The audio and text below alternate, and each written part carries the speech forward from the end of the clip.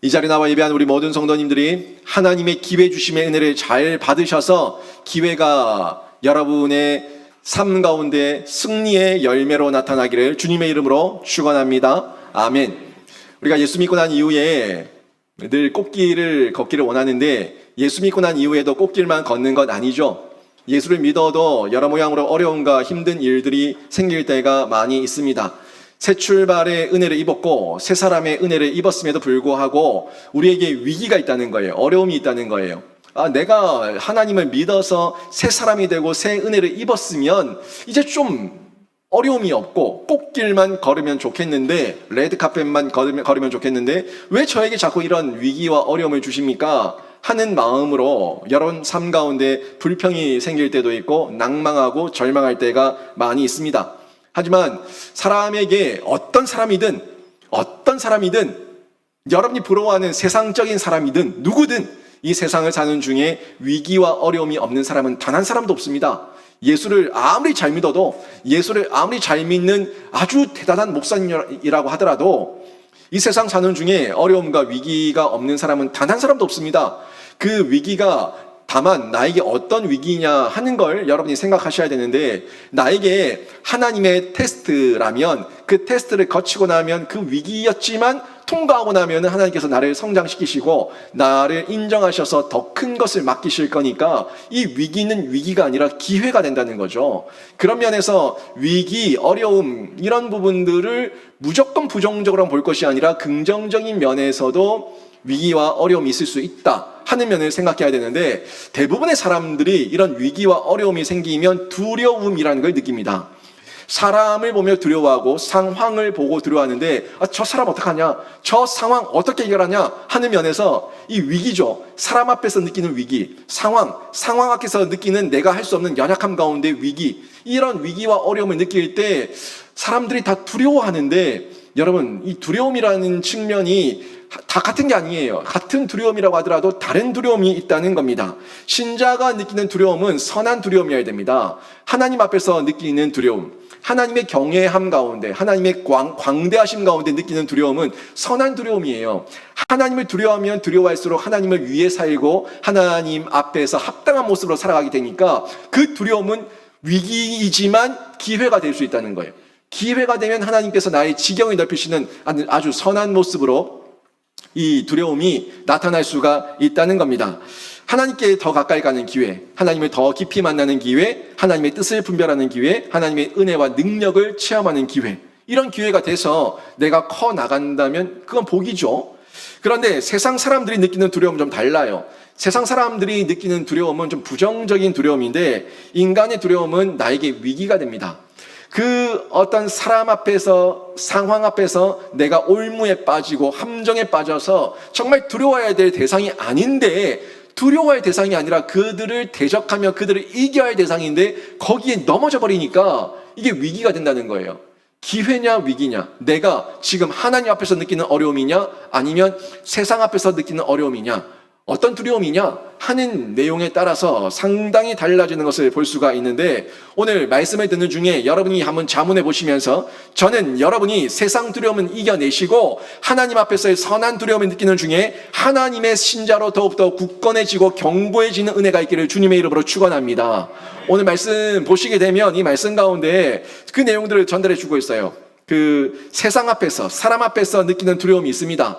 내가 지금 사람을 의지하고 있는가, 또는 나를 의지하고 있는가, 상황에 집착하고 있는가, 세상적 본질 가운데 내가 지금 매여 있는가, 탐욕과 교만 가운데 있는가 하는 부분들을 여러 가지를 살펴보시게 되면 나의 두려움이 어떤 두려움인가 하는 부분들을 볼 수가 있는데, 제가 말씀드린 대로 대부분의 사람들이 사람을 보면서 두려워한다고요. 사람을 보면서 두려워하다 보니까 그게 문제가 된다는 부분인데, 오늘 본문에서도 이스라엘 백성들이 사람을 보고 두려워하고 사람을 보면서 벌벌 떨고 있는 모습을 한 예로 오늘 말씀이 전달해 주고 있습니다.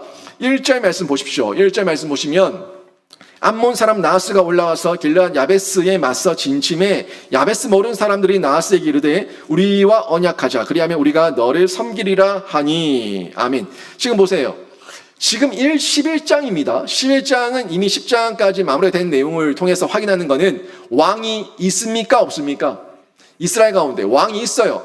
그들이 원하는 대로, 그들이 생각한 대로 그들이 요구하는 대로 하나님께서 왕을 주셔서 사울이 왕이 되었는데, 그렇게 왕을 요구할 때는 그 왕이 우리를 지킬 것이다, 그 왕이 우리를 보호할 것이다, 그 왕이 우리에게 보호막이 되고 날개가 될 것이다 하는 그런 바람이 있었지 않습니까? 그런데 왕이 세워져도 여전히 변함없는 이 이스라엘 사람들의 모습. 지금 암몬이 쳐들어왔어요.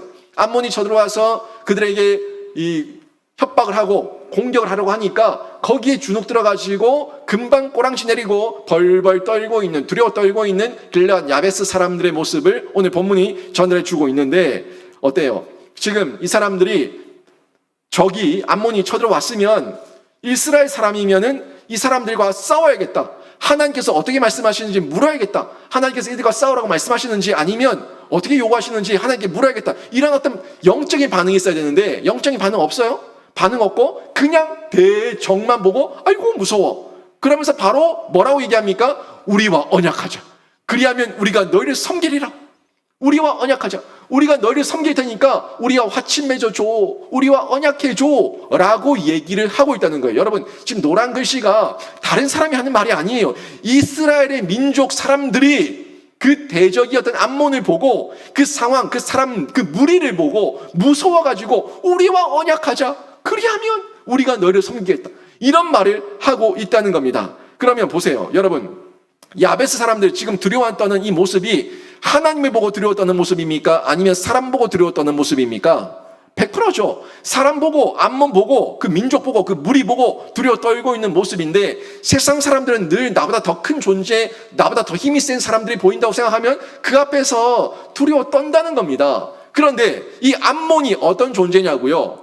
암몬이 어떤 존재인지 알고 잘 섬겨야지 암몬이 어떤 자인데 섬기겠다고 얘기를 하냐는 겁니다. 여러분, 암몬이 누굽니까? 암몬을 혈통적으로 따지게 되면 아브라함 때로 올라가죠. 아브라함의 조카였던 롯이 있었는데, 롯이 소돔과 고모라 땅에서 정착해서 거기서 살다가 그 땅에 음란함과 패역함이 관영해서 하나님께서 그 땅을 유황불로 멸망시키실 때, 그때 롯과 이 두 딸이 도망갔어요. 도망가다가 결국에 자기 아내도 소금 기둥이 되고 자기 사이도 다 죽고, 결국에 롯과 이 두 딸만 도망갔다고요. 도망을 가서 거기서 자신들의 후손을 남기기 위해 가지고 이 딸들이 아버지에게 술 취하게 해서 아버지와 동침해서 성관계를 맺어가지고 아이를 낳았는데, 그 아이가 베남미 아닙니까? 베남미. 이 베남미의 후손이 암몬이에요. 그러니까 이 혈통적으로 굉장히 부도덕하고 하나님께서 원하시지 않는 방법, 이런 면에서 하나님께서 싫어하시는 짓을 한 후손이라는 것을 저희가 너무 잘 알고 있습니다. 사실 혈통적으로 따지면 아브라함의 후손이었던 이 이스라엘과 따지게 되면은 어떻게 보면 친척이죠, 친척인데도 불구하고 하나님께서는 가나안 땅으로 진군해 나갈 때 모압과 암몬을 통과하게 할 때 그 모압과 암몬을 공격하지 말라고 했어요. 왜? 그들과 형제니까. 그런데 뒤통수 친 건 누구예요? 암몬과 모압은 뒤통수 치는 거예요. 암몬과 모압은 우리는 공격하지 않았는데 계속해서 괴롭히고 빼앗아가고 침탈하고 약탈하고 못된 짓만 계속하고 있는 그 자들이 암몬입니다. 그리고 이 암몬은 어떤 짓을 하고 있냐면, 결국에 이스라엘과 원수가 되어 있었고 잔인하기가 이를 데가 없어요. 사람을 잔인하게 죽이고 임신해 있는 임산부의 배를 갈라서 죽이고 못된 짓 하여튼 잔인함은 이루 말할 수가 없는 족속이 암몬입니다. 거기다가 우상 숭배에 빠져가지고 자신들의 우상들에게 제사를 드릴 때 내 자식, 내 아들을 불태워서 죽이는 그런 인신 제사까지 서슴지 않았던 족속이 이 암몬이라는 족속이에요. 그러니까 이 암몬의 하는 행태를 보게 되면은 그 출발부터가 이 롯의 그 딸들을 통해서 태어날 때부터 그 혈통부터가 순적하지 않고 바르지 않고 순결하지 않고 정직하지 않은 그런 모습에서 결국에 죄의 열매라는 걸 볼 수 있지 않습니까? 죄의 열매예요. 죄악의 열매. 죄 짓고 못된 짓 가운데 태어난 그 생명의 그 확장과 그 성장이 어떻게 지금 이스라엘 민족 가운데 이렇게 문제를 일으키고 괴롭히는 도구가 되었는가 하는 면을 보여주고 있는데, 이런 암몬에게 이스라엘이 지금 벌벌 떨고 있다는 겁니다. 겁을 먹고 그냥 우리가 섬기겠다고. 이 두려움이 너무 앞서면요, 넘지 말아야 될 선을 넘어서요.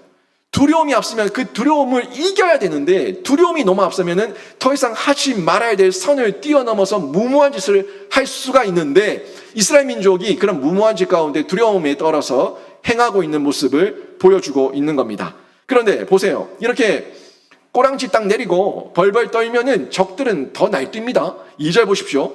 암몬 사람 나하스가 그들에게 이르되 내가 너희 오른 눈을 다 빼야 너희와 언약하리라. 내가 온 이스라엘을 이같이 모욕하리라. 아멘. 지금 보세요. 이 나하스, 암몬 군대를 몰고 하던 나하스가 지금 뭐라고 얘기해요? 우리를 섬기겠다고? 우리와 언약하자고? 내가 너희들 눈 다 빼면은 그러면 언약해 줄게. 이렇게 얘기하고 있어요. 지금 제안이죠. 너희들 눈 다 빼면은 내가 언약해 줄게. 이게 제안입니까? 조롱입니까?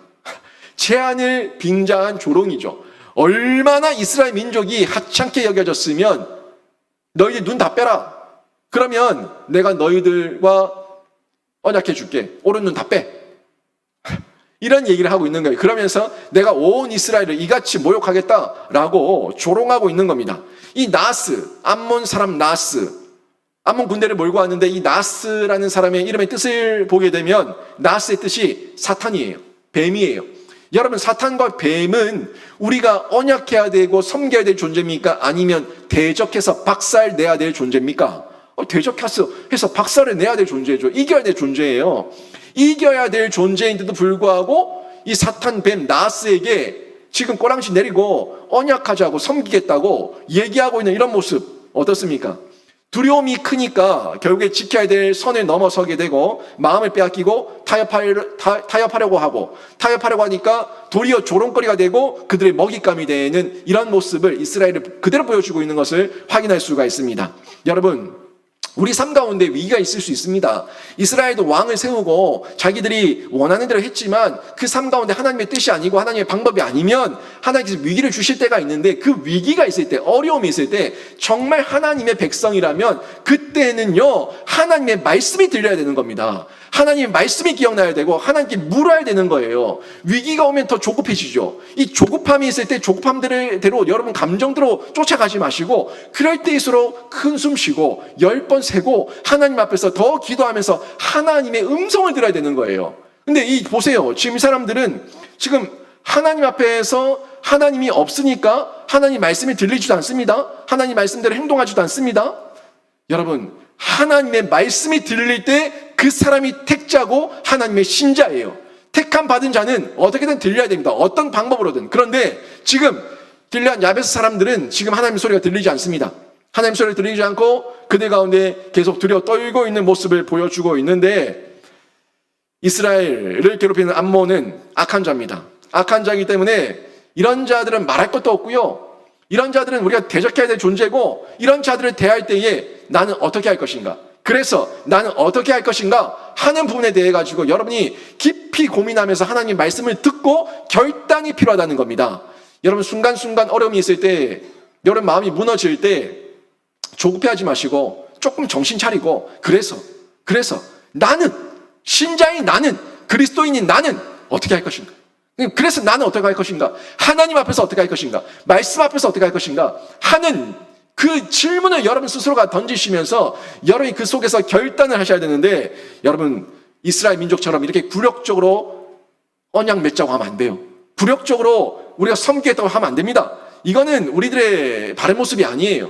저는요 여러분이 이스라엘 길르앗 야베스 사람들의 모습처럼 즉각적으로 이 대적에게 꼬랑지 내리고 숨죽여서 두려워 떨면서 언약 맺자고 하는 자가 아니라 하나님께 묻고 하나님의 음성을 들어서 하나님 뜻대로 행동하며 하나님의 말씀대로 반응하는 귀한 신자가 되기를 주님의 이름으로 축원합니다. 여러분 그때의 두려움을 이기는 거예요.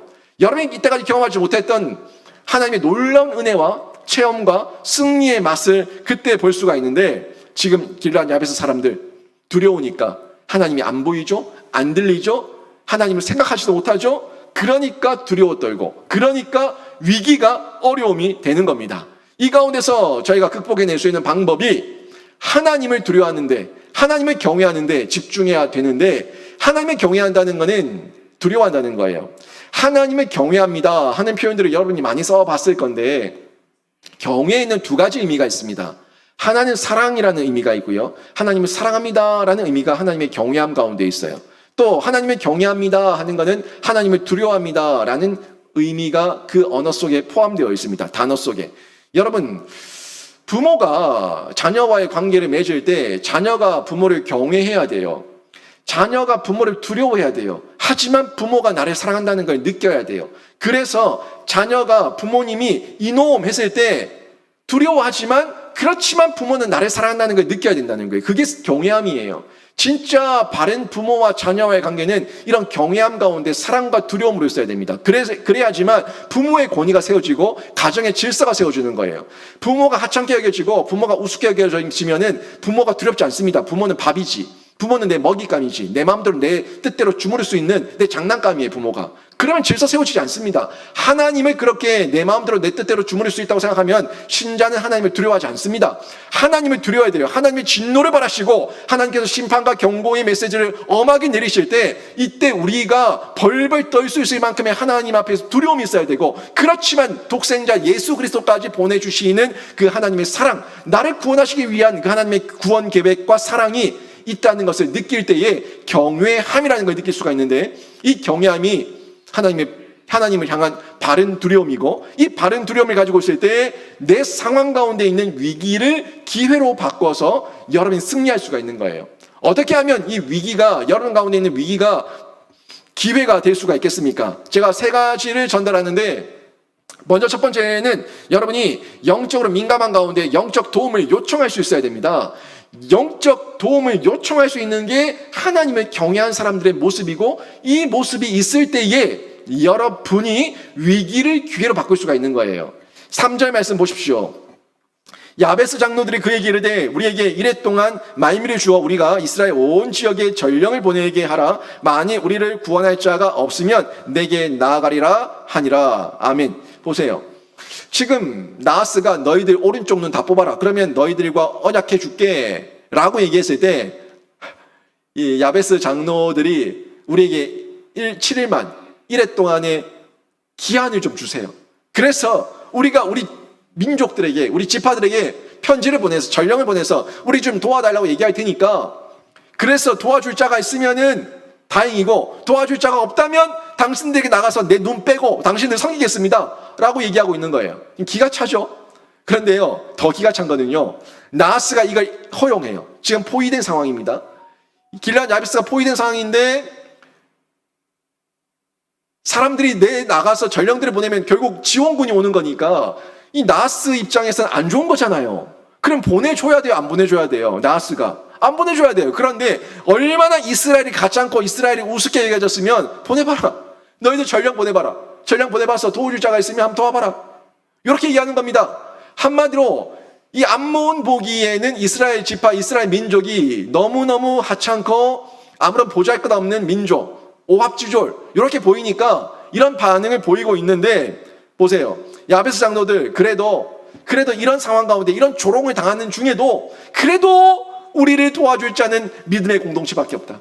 그래도 우리를 위해서 도와줄 사람은 우리 민족, 우리 지파들밖에 없다 하는 마음을 가지고 있으니까 그 사람들에게, 믿음의 공동체들에게 그 작은 믿음, 혹시라도 도와줄까 하는 그 작은 믿음을 붙들고 그들에게 전령을 보내게 된 겁니다. 여러분, 이게 다행인 거예요. 다행인 거. 그래도 그 작은 믿음, 이 믿음 없는 길앗 야베스지만 그래도 그 작은 믿음, 우리 지파라도 도와줄 수 있을까? 우리 동족이라도 도와줄 수 있을까? 이 작은 믿음이 전령을 보내게, 행동하게 했는데 이게 다행이라는 거예요. 여러분은 포기가 빠릅니까? 아니면 하나님께 기도하기가 빠릅니까? 자포자기의 속도가 빠릅니까? 아니면 하나님 앞에 엎드려서 기도를 요청하는, 또 우리 동력자들에게, 또 저에게, 우리 공동체 안에 기도를 요청하는 것이 빠릅니까? 어떤 속도가 더 빠릅니까? 이 속도가 결국에 나의 영적 신앙의 속도예요. 영적으로 하나님께 매여 있고 접속되어 있고 연합되어 있으면 LTE, 5G, 이제 6G 더 빠른 속도로 하나님께 나아가서 하나님께 기도를 하고, 또 우리 교회 공동체 가운데 기도 요청을 하면서 도움을 요청하는 거예요. 근데 도움을 요청하지 않을 때는 어떤 마음일까요? 물속에 꼬로록 빠져들고 있을 때는요, 그때 마지막에 외침이 있습니다. 살려주세요. 숨구멍으로 나오기만 나오면, 물속 위로 나오기만 나오면 어떻게든 소리 지릅니다. 살려달라고. 그게 진짜 가난한 심령, 구원을 갈급한 사람들의 모습이에요. 그런데 자기가 위기감에 있고 어려움 중에 있다고 얘기하면서 자존심 상해서 말 안 해요. 부끄러워서 말 안 해요. 내가 차라리 내가 저 사람들한테 내가 이 기도 요청할 바에는 내가 그냥 죽고 만다. 내가 차라리 그냥 내가 다 당하고 만다. 그러다 죽는 거죠. 진짜 죽는 거예요. 근데 그 사람을 보면은 가난한 심령이 아직 되지 못했고 아직까지 내 힘으로 할 수 있다는 자기 의가 남아있으니까 말하지 못하는 겁니다. 예수 그리스도의 이름도 부르지 못하는 거예요. 하나님의 이름도 부르지를 못하는 겁니다. 여러분, 아직 내가 살만하다고 느낄 때, 내가 살 힘이 있다고 느낄 때, 내가 발버둥 칠 힘이 있을 때, 그때 사람들은 더 발버둥 치면서 살려달라고 말하지 않습니다. 하나님께도 말하지 않습니다. 나를 위해 기도해달라고도 말하지 않습니다. 진짜 가난한 심령이 되었을 때, 내가 아무것도 할 수 없다는 걸 느꼈을 때, 절박함이 있을 때, 그때 두 손 들고 나와요. 천부여 의지 없어 두 손 들고 나옵니다. 하면서 두 손 들고 나와서 하나님께 엎드리는 거예요. 여러분 어떻습니까? 어떤 속도가 더 빠릅니까? 지금 여러분의 어려움과 염려와 걱정이 있을 때 여러분은 어떻게 그 상황들을 이해하고 해석하고 적용하면서 누구에게 도움과 지혜를 강구하면서 여러분이 희망과 소망을 얻고 있습니까? 그래도 다행인 것은 이 야베스 사람들, 이 야베스 장로들이 마지막 남아있었던 그들의 신앙 공동체를 한 번 더 생각하며 그들에게 전령을 보냈다는 것, 이게 다행이고 희망인데, 저는 여러분이 어떤 경우에도 물에 빠져 자존심 때문에 죽지 마시고, 여러분 부끄러워서 죽지 마시고, 예수의 이름을 부르고 공동체를 찾아서 기도를 요청하는 중에 사는 은혜를 경험하시기를 주님의 이름으로 축원합니다. 하늘을 바라보면 하늘은 뚫려 있어요. 온 사방이 막혔어도 하늘의 하나님께로 하늘은 뚫려 있으니까 하늘의 하나님을 만나시라고요. 4절 말씀 보십시오. 이에 전령들이 사울이 사는 기브아에 이르러 이 말을 백성에게 전하매 모든 백성이 소리를 높여 울더니. 아멘. 보세요. 전령들이 어디로 갔습니까? 사울이 사는 기브아에 갔습니다. 사무엘이 사는 곳으로 가지 않고 사울이 사는 곳으로 갔습니다. 얼마 전까지만 해도 사무엘이 사사였고 제사장이었습니다. 사무엘이 어떻게 보면 하나님의 신적 대리자로서 모든 것을 결정하는 왕 같은 제사장이었습니다. 그런데 10장에서 분명하게 온 백성 앞에서 제비를 뽑고 왕을 세워서 사울을 왕 삼았습니다. 이제 이스라엘 민족의 공식적인 공적인 대표성은 누가 가지고 있습니까? 사무엘이 가지고 있습니까? 사울이 가지고 있습니까? 사울이 가지고 있습니다. 그러니까 전령들이 사울에게로 간 겁니다. 그런데 이건 아주 잘한 일이에요. 전령들이 사무엘이 아니라 사울에게 간 거는 아주 잘한 일인데, 그런데 사울이 아직까지 왕이었지만 왕으로서의 그 기능과 능력을 다 발휘하지 못하고 있어요. 왕권이 확립되지 않았습니다. 그러니까 자신의 집에서 그냥 밭에서 소리 몰고 있는 거예요. 왕이 되었는데 왕이 자기 집에 가서 밭에서 소리 몰고 있다는 게 웬 말입니까? 왕으로서 해야 될 업무가 얼마나 많은데 그 왕으로서 역할을 해야지 왜 밭에 가서 소리를 몰고 있었겠습니까? 아직 왕권이 회복되지 않았던 거죠. 또 10장 마지막 본에 봤던 것처럼 사울에게 다른 동력자들도 있었지만 아직까지 불량배들, 어떤 불량배예요? 사울을 따르지 않는 불량배들도 있었다는 겁니다. 그런데 이런 불량배들과 여러 가지 방해물들과 왕권이 확립되지 않았고 여러 가지 어려움들이 많았는데 암몬으로 인해 가지고 다급한 상황이 되니까 그제서야 백성들이 그래도 대표성이 사울에게 있다는 것을 기억하고 사울에게 찾아와서 사울에게 도움을 요청하게 된 겁니다. 여러분, 이거 굉장히 잘한 거예요. 이건 하나님의 질서입니다. 하나님의 질서를 하나님께서 지금 사무엘에게서 사울에게로 옮기셨거든요. 이게 하나님의 질서라고요. 지금 하나님께서 이 내용을 통해 가지고 은혜를 주시고 복을 주시고 행할 길을 알려주시고 또 그 위기가 기회가 될 수 있도록 길을 열어주신 하나님의 복이 임하고 하나님의 능력이 임하는 거예요. 제가 여러 번 계속 강조합니다. 요 사이에 하나님 중심, 성경 중심, 교회 중심으로 여러분이 신앙생활을 해야 된다는 것을 제가 계속 강조하고 있습니다. 왜요? 이게 질서니까요. 하나님의 질서예요. 성경의 질서예요. 교회의 질서예요. 우리 하나님 질서의 하나님이세요. 질서대로 할 때에, 질서대로 세워질 때에 그때 신자에게 복이 임하고 하나님께서 그 삶 가운데 삶의 순종과 실천을 통해 가지고 그 위기를 기회로 바꾸시는 하나님의 놀라운 역전의 역사가 일어나는 겁니다. 여러분, 하나님께서 하나님을 스스로 자증하십니다. 자존하신 하나님 아니세요? 스스로 존재하신 하나님. 그리고 하나님께서 하나님 되심을 스스로 자증하신다고요. 하나님께서 성경을 계시하셨습니다. 하나님의 모든 지혜와 지식과 은혜와 능력들을 하나님께서 말씀을 통해서 우리에게 특별 계시로 성경을 통해서 계시해 주셨어요.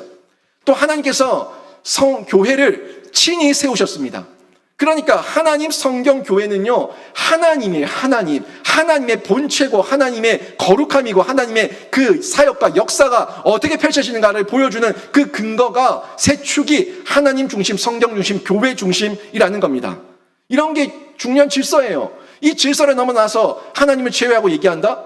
복받지 못합니다. 해결되지 않습니다. 위기가 기회 될 수 없습니다. 성경을 벗어난다? 하나님의 지혜와 능력이 없습니다. 교회를 벗어나서 그 비공식적인 다른 기관과 다른 단체에서 어떤 지혜를 얻는다? 하나님의 질서가 아니에요. 교회 중심이에요. 성경 중심이에요. 하나님 중심이에요. 그때 순종과 실천을 통해서 위기가 기회로 바뀌는 능력과 역사가 나타나게 되는 겁니다. 여러분 어떻습니까? 지금 사울은요 부족합니다. 왕권도 확립되지 않았고요. 지금 왕이라는 작자가 밭에서 소몰고 다닙니다. 왕권이라고는 권위라고는 아무것도 찾아볼 수 없어요. 그런데 그 권위는 누가 보증하냐면 하나님께서 보증하십니다. 그러니까 백성들이 그 하나님의 권위 아래서 순종하면서 사울을 찾아간 거예요. 이게 잘했다는 겁니다. 여러분 지금 내 마음대로 할 거면 공동체의 질서 필요 없어요. 교회도 필요 없어요. 내 마음대로 할 거면 내 마음대로 살면 되는 거예요. 근데 하나님의 질서 아래 있으니까 이스라엘 백성들은 전령들을 보낼 때에 사울에게 보내서 사울에게 도움을 요청하게 되는데 사울을 중심으로 하나님께서 대표성을 그 민족 가운데 나라 가운데 허락하셨기 때문에 사울을 찾아가는 게 잘했다는 겁니다. 여러분 교회도 마찬가지입니다. 교회도 저처럼 부족한 담임 목사가 있어요. 저처럼 부족한 담임 목사가 세워져 있지만 하나님께서 세우셨고 제가 전달하는 진리의 내용이 메시지의 내용이 성경 말씀 그대로 여러분에게 있는 그대로 전달한다면 여러분이 저에게 또 말씀을 듣는 중에 여러분이 순종을 배워야 되는 거예요. 그게 하나님께 복받는 길입니다. 제가 금요기도회 때에도 교회와 교회와 목사의 본질이 뭐라고 얘기했습니까? 교회와 목사의 본질은 하나님의 말씀, 진리의 말씀을 있는 그대로 가감없이 전달하는 것. 이게 교회와 목사의 기능이라고, 본질이라고 얘기했어요. 교회는 그렇게 전달해야 되는 거예요. 교회를 통해서 회개한 영혼들이 주께로 돌아와야 되는데 회개를 하기 위해서는 말씀이 선포돼야 됩니다. 말씀을 있는 그대로 흘려보내는 공동체가 교회 공동체여야 되고 말씀을 강단에서 전달하는 자가 있는 그대로 전달하는 것. 요게 목사의 본질이고 원기능이에요. 이 기능들을 다 할 때에 우리가 은혜를 입고 죄인됨을 인정하고 예수 그리스도 안에서 구원의 감격과 새 생명의 은혜를 경험하게 되는 거죠. 성경에 복도 얘기하고요, 은혜도 얘기하고 사랑도 얘기하고요, 희망과 소망도 얘기하고 다 얘기합니다. 그런데 성경에서 심판과 저주와 지옥과 징계와 채찍도 얘기한다고요. 그 모든 걸 가감없이 있는 그대로 다 전달해야지 자신의 심령 가운데 하나님의 두려움이 임하고 하나님의 사랑이 임하고 하나님 앞에서 경외함을 가질 수가 있는 거예요. 지금 이스라엘 민족 그래도 희망이 있죠. 그래도 사무엘을 찾지 않고 질서를 따라서 사울을 찾아가서 사울에게 도움을 요청하고 그 가운데서 함께 하나님의 질서 안에 함께 순종하고 실천하는 모습을 볼 수가 있는데 이러니까 은혜를 입고 위기가 기회가 되는 거예요. 또 하나님을 경외할 때에 때를 기다리는 인내 가운데서 자기가 나대지 않습니다. 내가 나대지 않아요. 나서지 않는 거예요. 5절 말씀 보십시오. 5절 보니까 마침 사울이 밭에서 소를 몰고 오다가 이르되 백성이 무슨 일로 오느냐 하니 그들이 야베스 사람의 말을 전하니라. 아멘. 지금 여기 그대로 나왔죠. 사울이 어디서 오고 있어요? 밭에서. 왕궁에서도 아니고 밭에서. 뭐를 몰고 와요? 이 가마 타고 와요? 소를 몰고 와요. 지금 그러니까 이 모습이 지금 사울이 어떤 상황 가운데 있는가 하는 것을 그대로 볼 수가 있는데 여러분이 만약에 사울이라면 어떡하겠습니까? 하나님께서 공식적으로 왕으로 세웠어요. 여러분을 왕으로 세웠다고요. 그러면 여러분이 이 나를 인정하지 않는 백성들, 나를 무시하는 사람들, 그 사람들 보면서 화나지 않겠습니까? 내가 말이야. 내가 누군 줄 알아? 내가 왕이야, 왕. 엎드려라. 절하라. 막 이러지 않겠습니까? 내가 왕이야. 막 그러지 않겠어요? 근데 사울이 왕이 되었는데도 불구하고 아직까지 하나님의 영이 임한 채로 그 마음을 잘 통제하고 있으니까 새 사람의 은혜를 잘 지속 보존하고 있으니까 아직 자기가 나대지 않아요. 나서지 않아요. 인내하고 있습니다. 그저 인내하면서 때를 기다리는데 누구의 때예요? 하나님의 때. 하나님의 방법을 기다리고 있는 사울의 모습을 볼 수가 있습니다. 여러분, 사울이 어떤 사람인지 알지 않습니까? 이미 봤고요. 또 이후에 사울이 어떤 존재인지 저희가 또 볼 건데, 사울이 보통 사람 아닙니다. 얼마나 교만하고 연약하고 자존감이 낮고 열등감이 많고 이 마음의 감정의 경노함이 심한 사람인지 이루 말할 수가 없어요. 그런 사람이 자기가 왕이 되었는데 소를 몰고 다닌다? 이건 인간이 하는 거 아니에요. 하나님의 은혜가 임해서 하나님의 은혜의 영이 지속 유지 보존되고 있으니까 그 세 사람의 은혜를 유지하고 있으니까 지금 참고 있는 거예요. 인내하고 있는 거예요. 견디고 있는 거예요. 여러분, 이게 은혜라고요. 하나님의 경외하니까, 지금 경외함이 사울 마음에 있으니까 하나님이 두려워서 함부로 나대지 못하고 나서지 못하는 이런 모습을 보여주고 있는데, 저는 여러분이 위기 가운데 있을 때, 어려움이 있을 때 너무 여러분의 지혜와 여러분의 감정에 요동치지 마시고 풍파 가운데 휘둘리지 마시고 하나님의 은혜를 지속 유지 보존하시면서 하나님의 때를 기다리는 인내의 사람이 되시기를 주님의 이름으로 축원합니다. 그 가운데서 하나님의 성령이 임하시면 은사를 주시고 은사를 활용해서 왕으로 쓰임받게 해주신다고요. 하나님께서 길을 열어주십니다. 그때 영이 임합니다. 6절 말씀 보십시오. 6절 보니까 사울이 이 말을 들을 때에 하나님의 영에게 크게 감동되매 그의 노가 크게 일어나. 아멘. 보세요. 하나님의 영이 임했는데요. 노가 일어나기 전에 임했어요. 노를 먼저 바랬습니까? 영이 먼저 임했습니까? 영이 임했어요. 영이 임했어요. 그런데 영이 임했다, 성령에 감동되었다, 이게 결국에 그 안에 충만함을 입었다는 이야기인데, 우리가 사무엘상 10장에서요 사울과 사무엘이 헤어지면서 사울이 블레셋 영문 앞에서 하나님의 영이 임하지 않습니까? 그때 영이 임했어요. 그 영이 계속 지속되면서 지금까지 새 출발의 은혜를 입고 새 사람의 은혜를 입어서 사울이 바뀐 새 사람 되어가지고 이렇게 지금 살고 있는데, 근데 지금 아직까지 인내도 하고 있고 때를 기다리고 있고 괜찮아요. 그런데 오늘 본문에서 또 하나님의 영이 임했다는 거죠. 이것도 무슨 영이냐는 겁니다. 이미 사무엘상 10장 10절에 영이 임해서 지금까지 지속 유지 보존하고 있는데 오늘 11장에 또 임한 이 영은 무슨 영입니까? 이 영은 무슨 영입니까? 하는 의문이 생기는데 무슨 영일까요? 무슨 영일까요? 여러분, 이 부분은 성령의 은혜에 대해서는 여러 가지로 저희가 생각해 볼 수가 있는데, 우리 하나님 성령의 은혜가 단회적이고 획일적이지 않지 않습니까? 성령의 은혜의 영은요, 그 스펙트럼이 너무너무 다양합니다. 너무너무 지경이 넓습니다. 각 사람의 분량과 각 사람의 은혜대로, 각 사람의 능력대로, 각 사람의 필요한 그릇대로 하나님께서 쏟아부어주시는 게 하나님의 영이에요. 근데 이 영은요, 또 다른 면에서는 아침마다 새롭고 늘 새롭습니다. 아침마다 새롭고 늘 새로우니까 어제 받았다고, 어제 성령 받았다고 오늘은 성령 필요 없어가 아니라 어제 받았던 성령이 오늘도 아침마다 새롭게 늘 새롭게 나에게 유지되고 있는 현재형이어야 된다는 거예요. 여러분, 성령 충만함을 날마다 현재형으로 지금 유지하시기를 주님의 이름으로 축원합니다. 어제 받았던 성령 자랑하지 마세요. 내일 받을 성령을 기대하는 건 좋은데 지금 성령의 은혜가 있는 중에 내일 또 다른 하나님의 놀라운 그 다양한 성령의 체험을 받을 것을 기대하시라고요. 옛날 받았던 거 다 까먹고 아이고 그때 좋았는데 그 영 좀 다시 주시면 안 돼요? 그 영 좀 다시 주시면 안 돼요? 이러지 마시고 지금 유지하면서 더 많은 하나님의 성령의 다양한 체험을 여러분이 강구하셔야 된다는 겁니다. 사울에게 임하는 영은요, 이런 의미에서 임한 겁니다. 지금 사무엘상 10장에서 임한 영은 새 사람 되게 하시는 영입니다. 새 사람 되게 하시고 거듭남의 영, 새롭게 하시는 영, 새로남의 영, 중생의 영.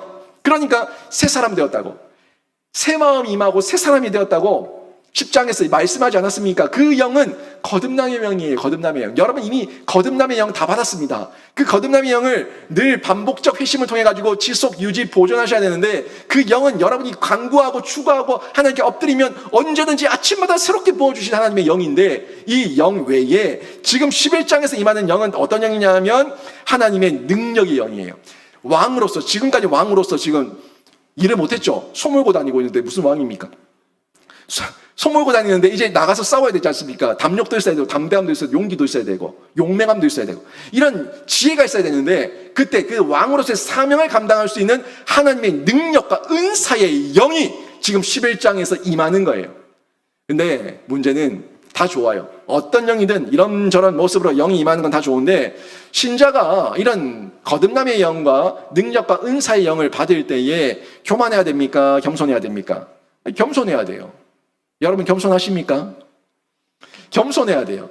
영이 임할 때 거듭남의 영, 성령의 영, 은사의 영, 재능의 영, 뭐 여러 영이 임할 때 우리가 겸손해야 되는데, 이 겸손해야지만, 우선적으로 겸손해야지만 하나님의 뜻 아래서 사용할 수가 있는 거예요. 내가 겸손하지 못하고 나에게 있는 건강과 재능과 뭐 물질과 뭐 여러 외모와 뭐 능력과 은사와 재능과 뭐 하여튼 다양한 것들이 이 겸손이 없다면 하나님의 뜻 아래서 쓰지 못하고, 내가 이만큼 하는데 내가 말이야, 내가 없으면 교회가 돌아갈 줄 알아? 내가 없으면 우리 교회 망하는 거야. 내가 없으면 아무것도 안 돼. 이런 교만과 자만을 떨게 된다는 겁니다. 하나님께서 사울에게 이런 은혜를 주실 때 이렇게 쓰라고 주시지 않았어요. 근데 사울이 이런 은혜를 입으니까 여기서부터 빗나갑니다. 거듭남의 영까지는 좋았어요. 겸손의 영이 있었어요. 겸손했어요. 근데 능력의 영이 임하니까, 은사의 영이 임하니까, 재능의 영이 임하니까 사울이 여기서부터 빗나가기 시작해요. 안타까워요. 지금 어떻게 됩니까? 사울이 자신의 열등감, 자신의 감정, 여기에 쉽게 노출되고 감정의 자극을 받아서 결국에는 영이 임했는데 뭐라고 얘기해요? 마지막 부분에, 6절 마지막 부분에 그의 노가 크게 일어나. 그의 노가 크게 일어나. 이건 의문이 아니에요. 이게 의문이 아니에요. 의문이 아닌 이유는 바로 이어진 7절을 보면은 굉장히 감정적인 분이었다는 것을 확인할 수 있습니다. 영이 임하고 바로 노를 바라니까 자신의 민족이 공격받는다는 것에 대한 의분인 것처럼 보여지는데 의분이 아니에요. 지금 이미 봤던 것처럼 사울은 열등감이 강한 사람이에요. 자기 감정의 조절 능력이 약한 사람이에요. 늘 이 감정 때문에, 이 열등감 때문에, 암나기 때문에 늘 마음 빼앗겼던 사람, 이 사람이 사울인데 지금 어떻게 얘기합니까? 7절 보세요. 그의 행동을 보면은 이 분노가, 이 노가 의분이 아니었다는 걸 확인할 수 있습니다. 보세요. 한결이의 소를 잡아 각을 뜨고 전령들의 손으로 그것을 이스라엘 모든 지역에 두루 보내어 이르되, 누구든지 나와서 사울과 사무엘을 따르지 아니하면 그의 소들도 이와 같이 하리라 하였더니, 여호와의 두려움이 백성에게 임하매 그들이 한 사람같이 나온지라. 아멘. 지금 중요한 부분이, 본문 계속 띄워놓으세요. 중요한 부분이 소를 잡아가지고 각을 떠서 12지파에게 보내는데, 이 소를 죽인 그 고기 덩어리죠. 피체로 보내는데, 여러분 이거 어떤 거 연상됩니까? 사사기 19장 레위인의 첩사건 기억나세요? 레위인의 첩이 죽었을 때에 그 레위인이 그 분노를 이기지 못해가지고 자기 죽은 여자 아내의 몸뚱아리를 12토막 내가지고 그 12지파한테 보내지 않습니까? 그리고 그 분노의 싸움이 결국에는 어떤 결과가 나타났는지 여러분 이미 제가 설교를 통해 다 전달드렸어요. 지금 그거 연상되지 않습니까? 그러니까 지금 이렇게 똑같은 짓을 하고 있는 거예요. 그러면서도 뭐라고 얘기해요? 누구든지 나와서 사울과 사무엘을 따르지 아니하면 그의 소들도 이와 같이 하리라 하였더니, 지금 뭐라고 얘기합니까? 너희들 내 말 안 들으면 너희들의 재산, 그 소중한 재산 소 내가 이렇게 다 죽여버린다. 나올 거야 안 나올 거야? 겁박하고 있는 거예요. 거기다가 사무엘은 왜 끌어들여요? 사무엘가 좀 따로 있는데 사무엘을 왜 끌어들여? 자신의 열등감이 아직까지 부족하다는 걸, 자기가 이 마음에 만족감이 없으니까 그래도 이름 있는 사무엘을 끌어들여가지고 사무엘의 명령인 것처럼 자신의 명령인지 사무엘의 명령인지 애매모호하게 이렇게 전달하고 있는 거예요. 왕권이 확립되지 않은 면에서 이렇게 한다는 것도 이해가 할 수 있겠지만, 아직까지 사울이 지금 하나님의 영이 임하는 이후에 노를 바라면서 그 변질의 전조 현상이 나타나고 있다는 것을 확인할 수가 있는 겁니다. 그런데 보세요. 이거 아주 잘못된 리더십이죠. 제가 여러분에게 교회 안 나오면 저주를 하겠습니다. 뭐 이렇게 얘기하면은요. 여러분, 그게 바른 리더십이에요. 그러니까 나오건 안 나오고는 그 사람들의 마음에 감동이 있어야 되는데 뭐라고 얘기합니까? 안 나오면은 당신들의 소들을 내가 이렇게 강제적으로 다 죽여버리겠다. 이런 억압적인 말을 하고 있는 거예요. 잘못된 리더십의 시작인 겁니다. 중요한 거는요, 지금 마지막 부분에 보면 그들이 한 사람 같이 나옵니다.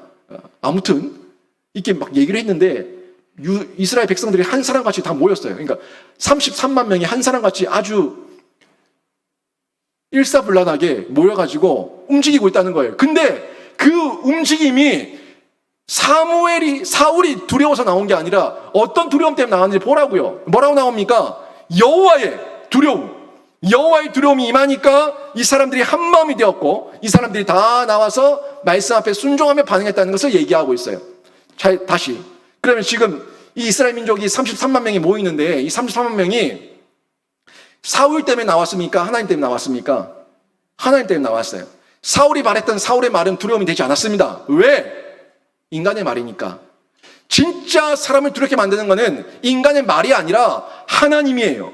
여호와의 두려움이 임할 때에 여호와의 두려움 앞에서 우리가 납작 엎드리게 되고 우리가 반응하며 실천하고 순종하게 되는 겁니다. 이 말씀을 전달해 주고 있는 거죠. 제가 이 말씀 보면서 저에게 적용했어요. 이 너무 저한테 주는 말씀인 거예요. 제가 여러분에게 예배 좀 드리라고, 기도의 자리 시키라고, 여러분에게 헌금 생활 하라고 여러분에게 아무리 얘기해도 예배, 헌금, 기도 아무리 여러분이 얘기해도 여러분 우리 영신교회 성도들 움직이는 거는 제가 말한다고 움직이지 않습니다.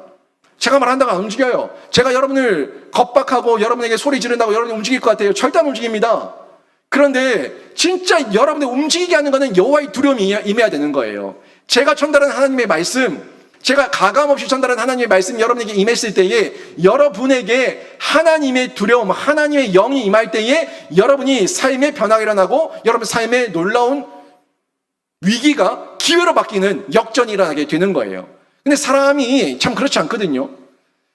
여러분도 순장해 보시고 교사해 보시고 앞에서 중직으로 뭐 섬겨 보셨겠지만 전도 회장도 해 보시고 말 안 들으면 진짜 화나요.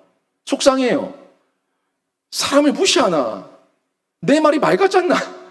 사람이 말하면 좀 반응을 좀 해라. 이런 마음이 막 생긴다고요. 그런 마음이 생기는데 그 사람을 진짜 움직이는 것은 내가 아무리 말한다고 움직이는 게 아니라 그 사람이 한 마음이 돼야지만 한 마음이 되어서 움직여야지만 그들이 반응을 하게 되는데 그 반응의 능력이 사람의 말에 있지 않고 여호와의 말씀에 있고 여호와의 두려움에 있다는 것을 저희가 확인할 수가 있는 거예요.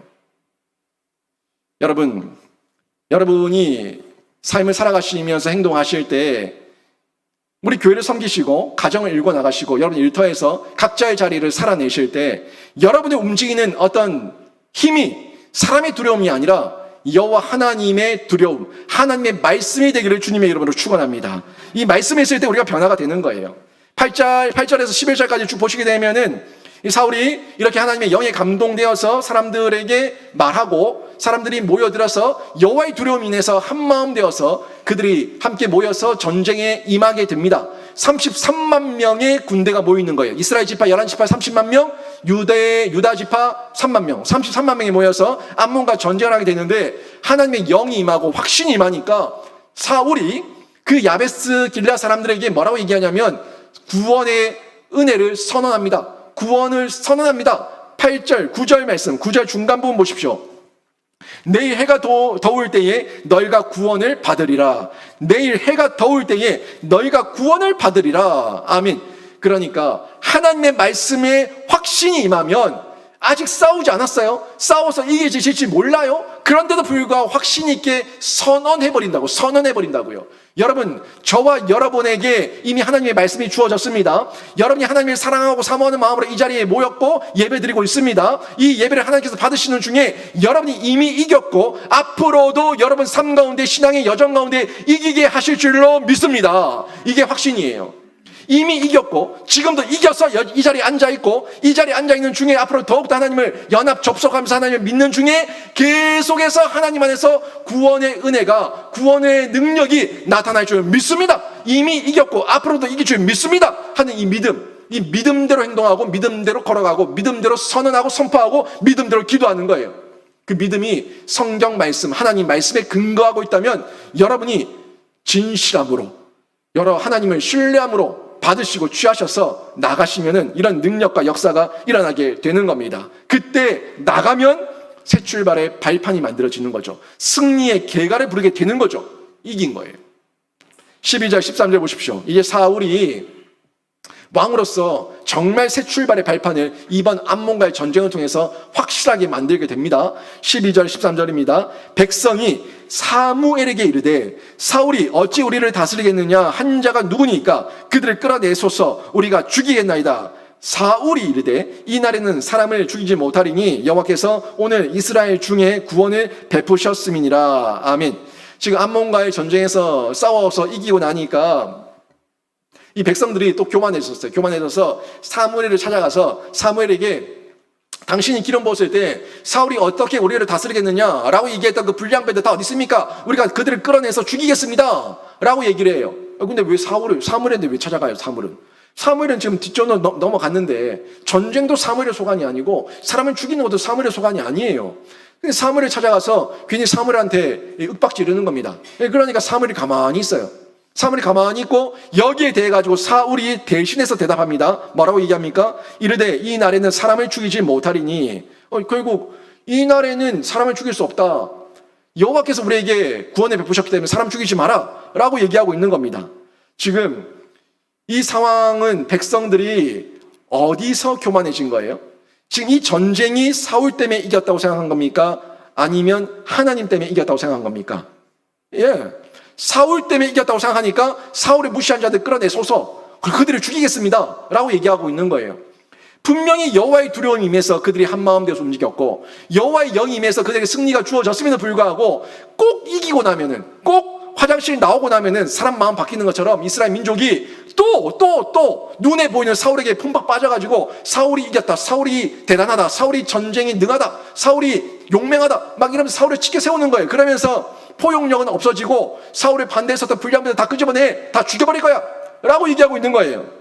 이때 사울이 그나마 아직까지 영적인 은혜가 있어요. 분별력이 있어요. 그러니까 그 사람들에게 다시 나서서 말합니다.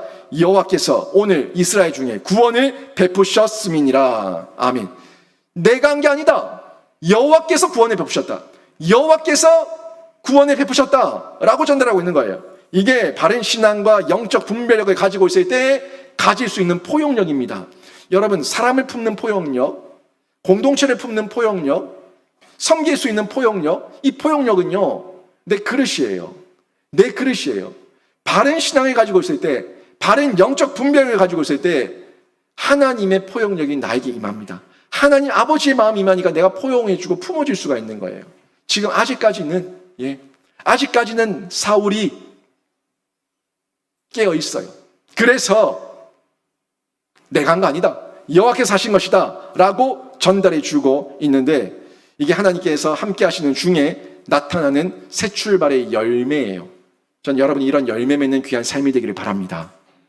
변질되지 말고 날마다 그 포용력이 능하고 승해서 다들 안아줄 수 있고 손잡아줄 수 있는 그런 포용력이 있기를 바랍니다. 변질되니까 사울이 이러지 못해요. 자기에게 충성하는 다윗에게도 칼을 던지고 창을 던지고 죽이려고 해요. 이때 사무엘이 자신의 마지막 역할을 다 감당하면서 자신의 은퇴를 준비합니다. 14절에서 15절에 보십시오.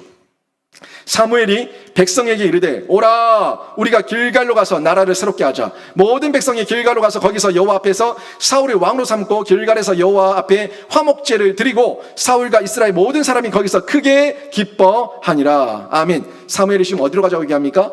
길갈로 가자. 길갈. 근데 길갈이 어디예요?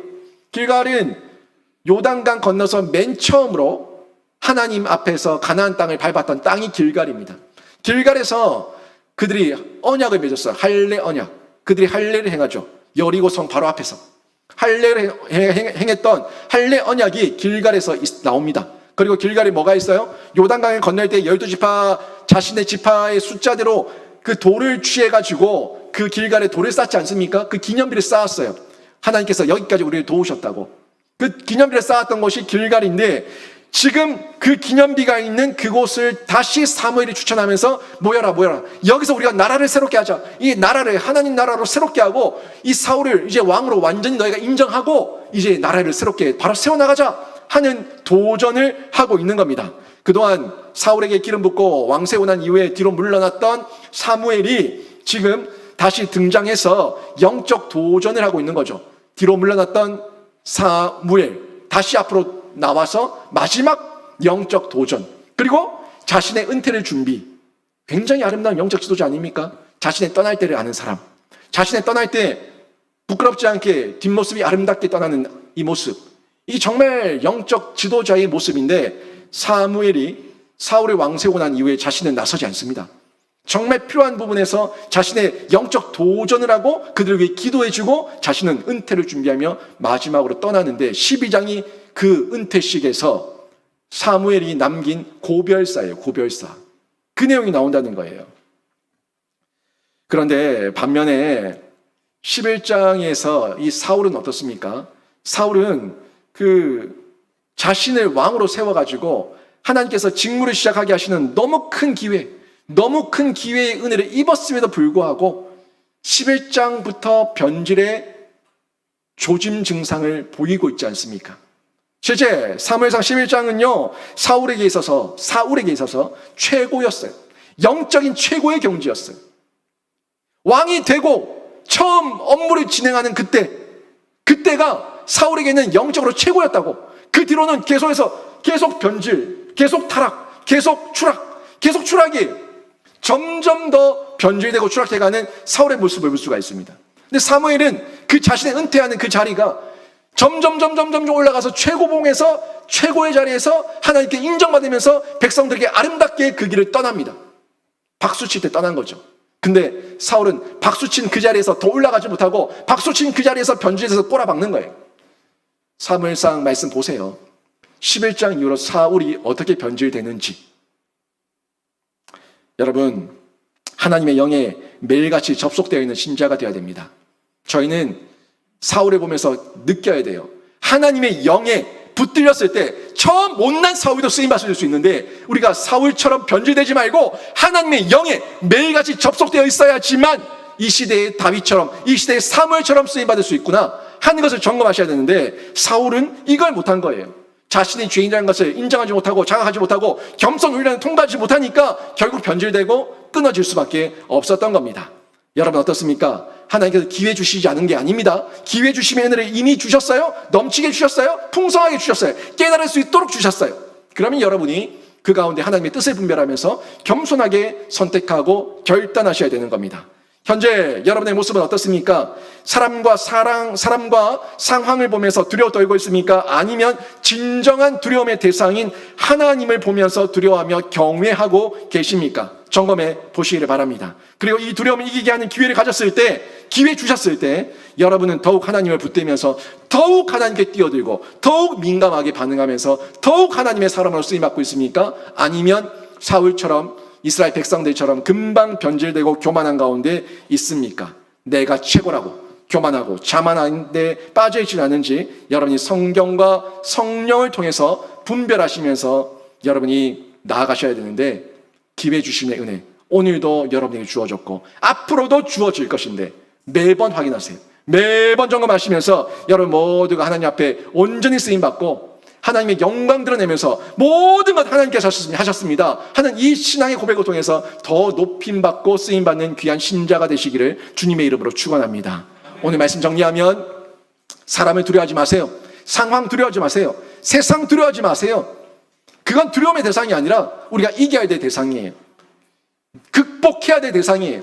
진짜 영원한 벌을 하시는 하나님을 두려워하면서 영생을 주시는 하나님을 사랑하면서 하나님을 경외해야 되는데, 하나님을 경외하면 늘 하나님 앞에 나아갈 때에 새 출발의 발판을 마련할 수가 있습니다. 이 발판 마련되었을 때 여러분에게 기회가 될 건데, 이 위기가 기회가 되는 그 순간이 한 번으로 끝나지 마시고, 사울처럼 한 번으로 끝나지 마시고 매번 여러분의 은혜가 되고 여러분의 간증이 되고 여러분 체험이 되어서 하나님께 영광 돌려드리는 귀한 신자가 되시기를 주님의 이름으로 축원합니다. 아멘.